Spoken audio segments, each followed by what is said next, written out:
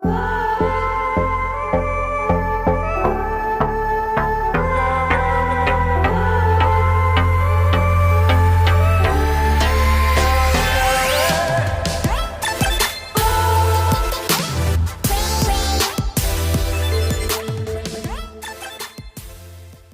itu. Kalau butuh bejanan ularnya yang lebih besar ada di rumah kebetulan Bayu. Saya nggak tahu Om. Maksudnya itu sih mungkin ya hobinya kali kan, bisa jadi kan keyakinannya kayak gitu. Jadi kalau menurut aku ya ada aja orang yang kadang pengen nikah sama apa gitu kan, itu obsesi mereka. Cuma kalau misalkan butuh ular jantan aku ada yang besar mah. Bang, berarti- berarti itu sekarang ular. Iya. Sudah berapa puluh tahun dia Dengan pernah ular. menikah sama ular sampai sekarang suaminya. Tapi ular. kalau Panji sendiri percaya nggak sih seperti itu? Aku percaya karena aku orang timur, aku percaya. Cuma dalam artian ya kurang paham juga gitu kenapa kok sama ular kan ada pasangan. Gue malah ketawa itu. Ya, Bang, mungkin berarti ya nggak ada salahnya kan karena kan nggak ada larangan. Kalaupun di Indonesia misalkan ada orang nikah sama ular juga, kalau itu bukan ke KUA nikahnya juga biasa bisa aja kan, nggak dilarang. Nggak masalah. Tapi pernah nggak sih ya dalam sesuatu mungkin bukannya mimpi tapi ada kejadian nyata dengan ular apa mungkin berwujud manusia atau apa? Aku sendiri pengalaman gaib itu yang pernah aku alami ya, yang maksudnya ini aku pernah alami sendiri bukan katanya. Aku pernah nangkep ular. Sebetulnya sih kalau dari warna mungkin kelainan genetik karena emang agak beda sama ular normal yang biasanya aku lihat. Cuma pas aku simpen di satu tempat dan itu udah aku karungin dulu dan harusnya nggak akan bisa ular keluar dari itu karung. Kemudian aku simpan lagi di kotak dan kotak itu tertutup rapat sampai aku lock tuh pakai bukan lagi pakai gembok. Besoknya aku lihat nggak ada hilang dan ini mustahil kalau misalkan dilepas sama teman-teman gitu kan, mengingat kunci gemboknya aja aku yang pegang gitu. Itu jenis kobra biasa sih, bukan jenis kobra sawah. Hilang, lenyap nggak tahu kemana dan itu nggak ninggalin kotoran atau apapun gitu, hilang. Itu Karungnya dapatnya di kosong. mana? Bang Panji? Itu dapatnya dari mana? Dari Daerah. rumah orang. Jadi ada orang rumahnya kemasukan ular, kita tangkap di rumahnya, kita rescue bawa ke rumah. Nah itu kejadian yang aku bilang mistik ya karena aneh gitu. Kita mau pikirin pakai logis segimana pun juga kok hilang gitu kan. Sedangkan gemboknya ular venom itu, ular yang berbisa itu aku yang pegang kalau di shelter. Karena kan khawatir nih iseng kan teman-teman yang emang bantuin di sana, dia pegang-pegang kepotong kan ntar kayak Alfred kemarin kan terakhir kayak gitu kadang ada aja gitu kan dari apa ya, dari obsesinya pengen coba buat megang ular yang berbisa nih buat difoto buat update ke medsosnya, malah kena gigit. Kiperku belum lama kena gigit, bengkak. Akhirnya ya alhamdulillah sembuh sih, nggak sampai gimana. Tapi Bang. ada tanda sendiri nggak sih ular yang mistik sama ular yang normal gitu? Nggak ada sih Bang, kalau untuk tanda maksudnya sama aja. Tapi ya mereka perilakunya kadang nggak seliar yang ular normal. Kalau ular normal ketemu manusia dia akan defense, bakal melawan, nyerang, dia akan langsung siaga position gitu. Tapi kalau untuk ular yang mistis itu biasanya lebih dia karakternya soft, nggak terlalu yang agresif gitu. Ji, Apa kata ada ada mahkotanya? kayu, Ji, ada kayu untuk penangkalan ular. Kayu apa sih?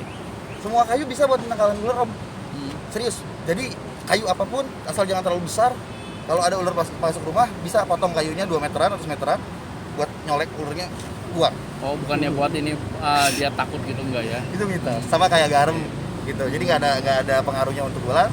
Kalau kayu bener ada. Jadi bisa buat tongkat buat kita buang ular kalau masuk ke rumah kita. Gitu. Tapi katanya ada juga penangkal ular dari calingnya atau dari Iya. taringnya atau dari apanya gitu. Enggak. Mungkin iya, mungkin enggak karena secara ini sih aku belum pakai metode kayak gitu soalnya. Berarti Panji, udah berapa lama Panji ada ketemu ular mistis seperti itu Panji? Boleh terusin. Sekali itu aja.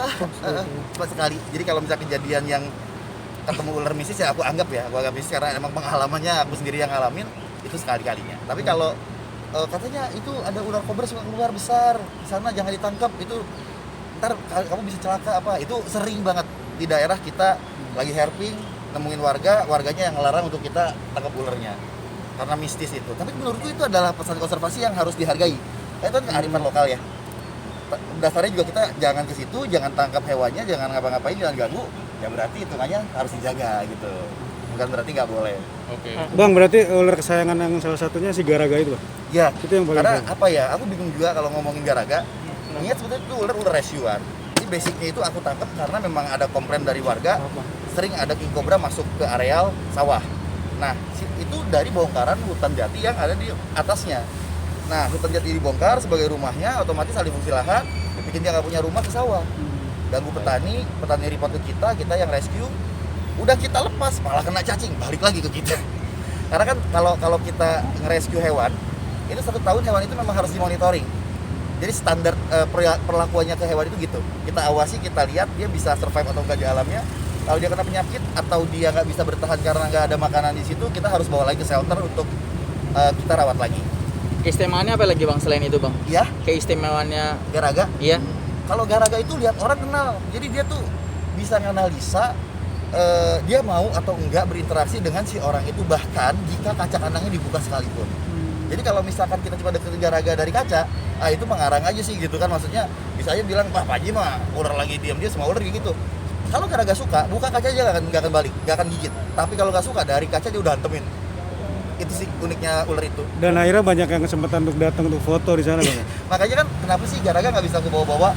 Karena tuh ular rescue, ular yang lagi kita rawat gitu. Makanya kalau kita bawa ke sana, bawa ke sini, ya aku kayak eksploitasi banget tuh ular gitu kan. Tapi sekarang Garaga ini gimana sih? Kan kemarin sempat di Bali. Ya, ya. Tapi sekarang ke Ya. rumah lagi ya? Ya. Karena apa? Ada parasit gue Ya. sering nonton. Iya iya. Gimana Jadi tuh, Bang? di lokasinya itu awalnya tuh kita juga nggak tahu kalau itu kena parasit cacing dari kodok.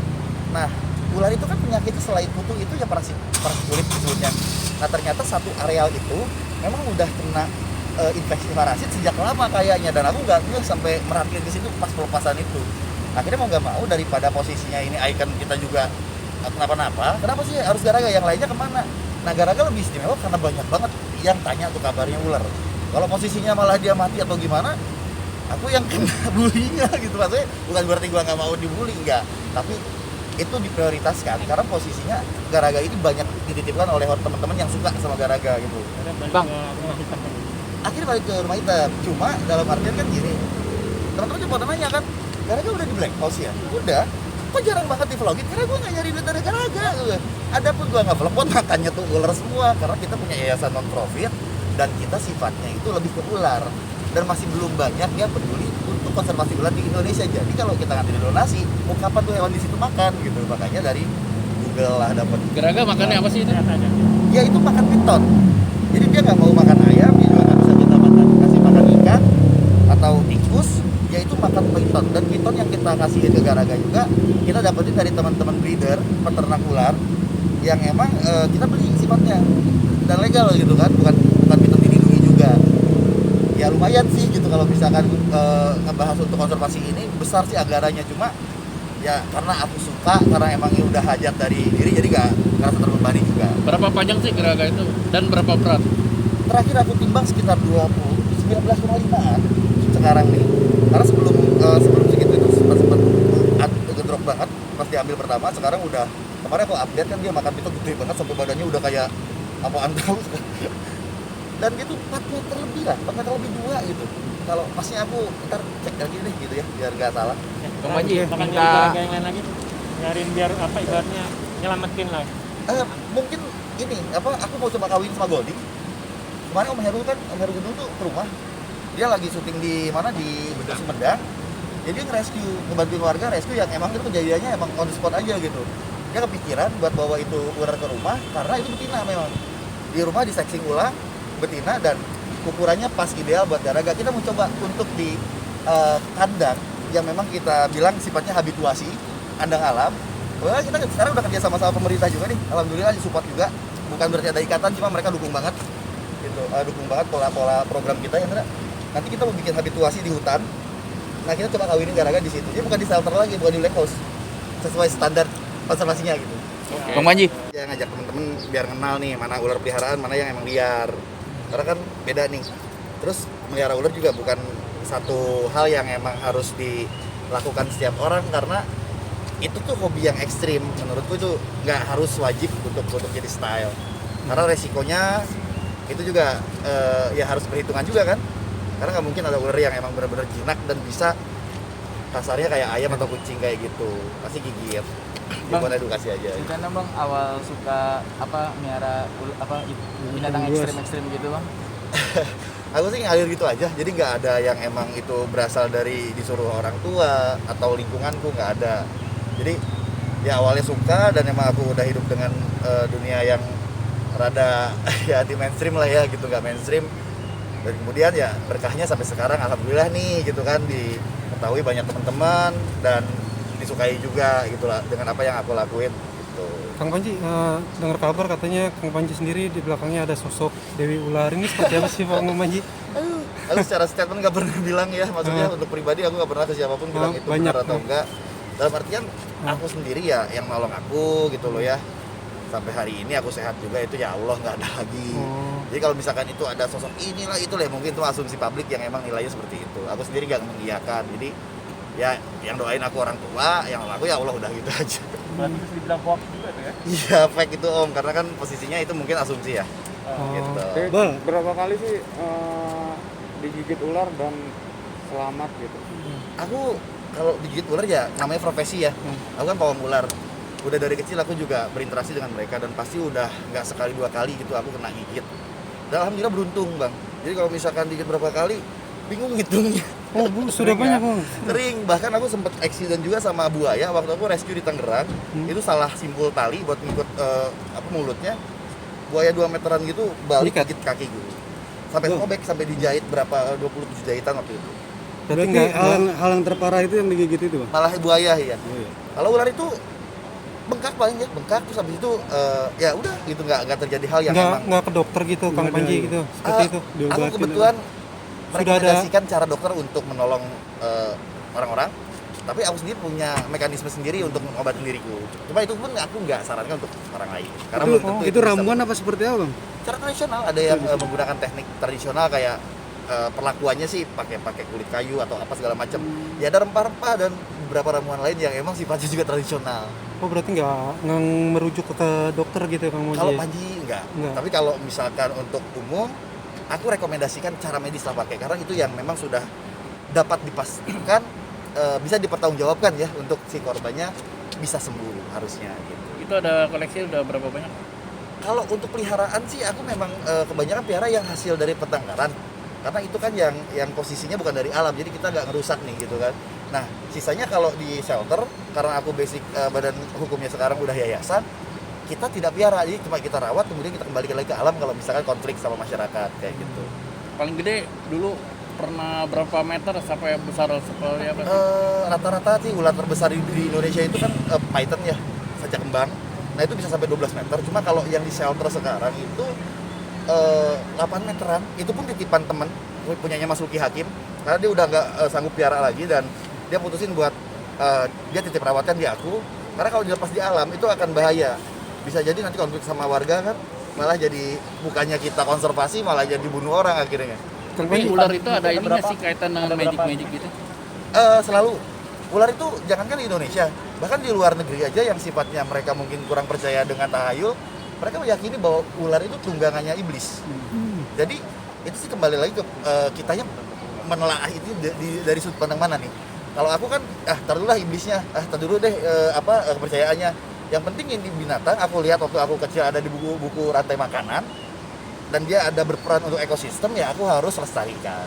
Tapi Panji bicara soal mistis, sempat dapat mimpi seperti apa untuk menaklukkan ular gitu atau bagaimana? Kalau itu naluri Om, jadi kebiasaan. Kalau Panji itu bisa kasarnya bisa coba untuk menaklukkan ya, kalau bahasanya kan sebenarnya lebih interaksi dengan mereka supaya mereka kalau kita handle tangani itu nggak gigit langsung. Emang ada beberapa tekniknya dan itu otodidak. Jadi kita kayak ini kalau diginiin dia nggak suka gitu kan, nilainya dari pengalaman dari ngalir raja kayak gitu. Kang Panji Bang, ada ritual gak sih kalau buat teknologi dari sendiri? Nggak ada sih. Nggak ada. Ya aku berdoa biasa aja kayak teman-teman pada umumnya dengan agama masing-masing udah tahu. Jadi ini kan Bayu nih kabarnya nih pernah menikah dengan ular. Iya. Coba kalau menurut Panji bener nggak sih? Pemulanya tuh apa aja sih? Yang pertama adalah sebelum emang piara, ini untuk awam ya, buat teman-teman awam. Karena kalau untuk yang pro atau yang emang sudah piara reptil nggak perlu lagi saya kasih tips ya harusnya. Soalnya sama aja. Untuk teman-teman awam yang ingin coba untuk memelihara reptil, sebetulnya silahkan saja. Teman-teman ya dapatnya kalau bisa cari reptil yang memang hasil penangkaran. Mengingat secara naluri pun ular itu sudah terbiasa hidup dengan manusia. Berbeda dengan ular alam yang memang dia insting, naluri dan segalanya liar. Jadi kemungkinan untuk gigitnya 100%. Nah, kalau yang penangkaran kan mengurangi itu. Terus juga pertimbangkan karena mengingat kalau piara reptil itu kan dia hewan liar. Walaupun dia di penangkaran berapa puluh tahun sekalipun atau anakan keberapa sekalipun, sifat liarnya nggak akan hilang. Dan kemungkinan kalian digigit atau tidak bisa merawat dengan baik dan akhirnya mati ke hewannya itu tinggi dan besar sekali. Jadi cari tahu dulu reptil apa yang atau hewan apa yang emang bagusnya kalian piara. Terus disebutnya care sheet-nya juga kalian harus tahu dulu bagaimana setup kandang dan tempat untuk dia tinggal di rumah kita. Terus kalian juga harus mampu dalam artian secara materi untuk ngasih makannya gitu, untuk kesejahteraannya kalau dia sakit atau kenapa, karena hewan dipelihara ya kita harus tahu 5 unsur kesejahteraan hewan harus kita punya. Jadi jangan sampai kita pelihara hewan tapi cuma jadi mereka mainan, nggak boleh. Terus untuk servisnya sendiri, untuk pola makan atau latihannya itu bagaimana sih, Bang? Kalau reptil sih dia nggak terlalu banyak perawatan kayak hewan kucing atau anjing ya. Dia cuma makan seminggu sekali. Kalau memang itu bisa bikin dia kenyang, kayak piton kan seminggu sekalian. Pokoknya dia makan, dia pup, dia makan gitu. Dan siklusnya lama, nggak setiap hari 3 kali gitu. Dan untuk vitaminnya juga, ular kan darah dingin, beda sama mamalia. Jadi kadang-kadang vitaminnya mamalia nggak bisa untuk dipakai ke ular. Jadi mereka itu makhluk yang sebetulnya bisa sembuh sendiri tanpa harus diobati kalau mereka nggak stres. Rata-rata yang bikin mereka sakit itu stres ya. Kalau biar Terakhir soal ini apa namanya, Duki Hakim kan tadi nyerahin. Oh iya. Itu kapan nyerahinnya? Sekitar bulan lalu itu Mas Rudi ke rumah. Kebetulan kan beliau waktu itu ngobrol, aku mau coba untuk ini coba ke Indramayu. Ya aku pengen mengabdi lagi ke masyarakat. Oke Mas, aku bilang. Apa yang bisa dibantu? Titip dong anak-anak Puji gini. Karena kebetulan kan beliau tahu aku emang buka yayasan di Purwakarta untuk ular dan reptil. Ya kembali ke beliau sahabatku. Masa iya nggak aku tolong hewan-hewannya, aku suruh lepas aja di hutan kan nggak mungkin. Akhirnya sekarang anakondanya 1 piton besar dan 2 boa itu aku pelihara dan aku rawat dengan baik di Ini shelter. totalnya ada berapa ekor? 5 ekoran. Itu cuma kan dia punya banyak koleksi tuh. Iya. Cuma ular doang atau yang lain juga di Kalau kucingnya aku nggak terima karena aku nggak paham untuk pelihara kucing itu seperti apa. Jadi kasihan nantinya malah. Kalau ular ya, kalau ular memang aku terima.